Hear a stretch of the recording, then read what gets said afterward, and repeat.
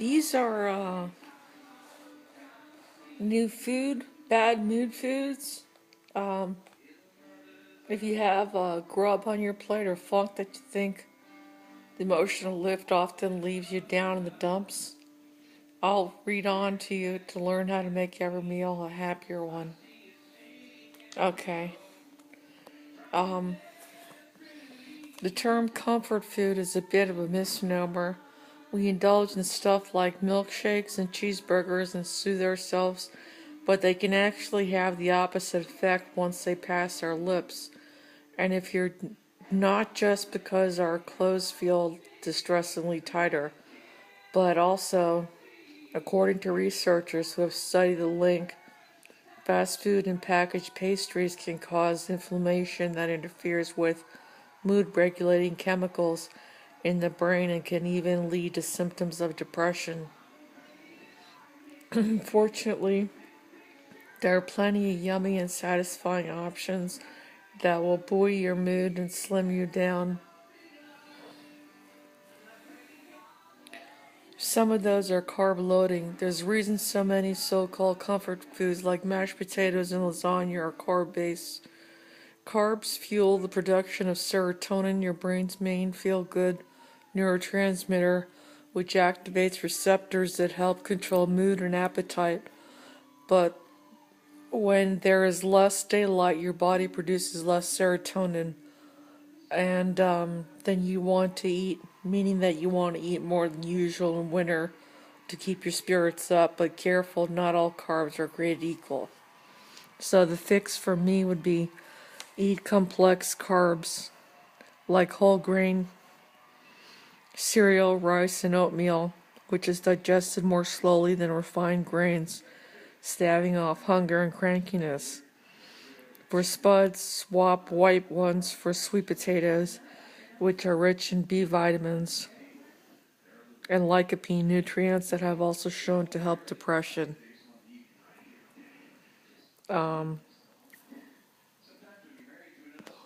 Habit. If you reach for bad fats, some experts say that we have a tendency to seek out fattening foods in the winter, a leftover evolutionary urge, since bulking up gives you your organs insulation from the cold and may also bolster your immune system. But unless you're an Arctic explorer, that's extra layer is probably not a personal goal for you. So the fix would be healthy fats that are omega-3s are known as brain cell function and positive moods that feed the brain. Some of them are especially salmon and sardines, low-fat milk fortified with DHA. You guys have heard of the that cow milk, that chocolate cow milk, the organic cow milk with DHA in it. Order that. Anything with lactated milk in it is a good choice for us. Anything with vitamin E as a little snack and treat.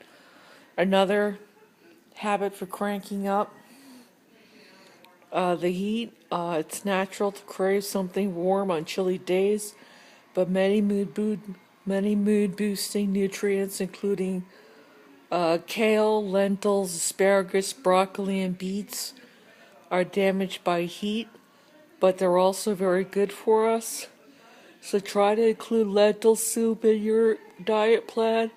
And some broccoli too. If you can have a can of beets, open up a can of beets, snack on a can of beets. I would suggest that's the happiness diet for us because it decreases how many calories your body is using during your digestion. And we're supposed to burn off 10% of what we consume through our digestion, which is really not that much. So the less you have to zap your food with heat, and the more you have to chew and crunch it as you polish it off, the better. You can't imagine substituting on a completely raw diet, so don't blame yourself. Try steaming your vegetables. Cooking techniques preserves the nutrients you need. You steam your vegetables. High-fat food can make you feel low, not to mention bloated. Yes, like these fries right here, this burger here, and these fries right here, and the ketchup here. This can make you feel bloated and depressed. So we have to change those habits. Okay? I know I'm guilty of that too. That's where my depression comes from, is my food intake. And also the packaged pastries too. Like the Entenmann's donuts and stuff like that, and the guava pastries. Those are my weaknesses, my depression weaknesses. I'm gonna start substituting milk and beets for it. And some steamed broccoli too. And some lentil soup instead of it. I always suggest you guys do the same thing too. Well, you can include kale too and asparagus too if you want to. You can find it at the grocery store. Your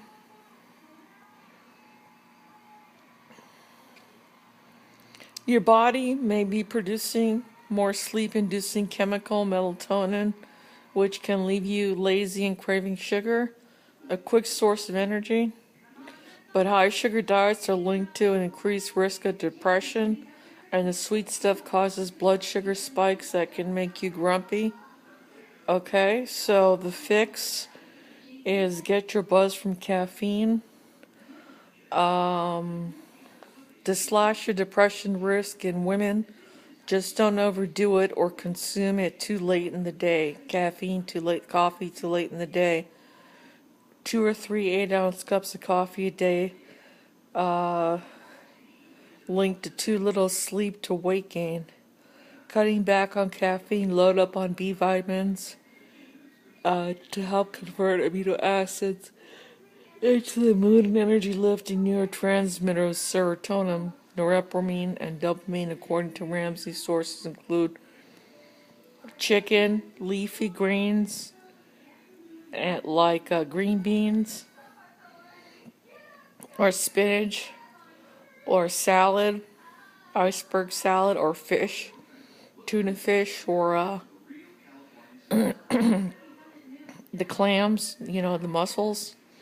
Lentils and eggs. Lentil soup and eggs. Hard-boiled eggs. So that should be all in your diet plan, everybody.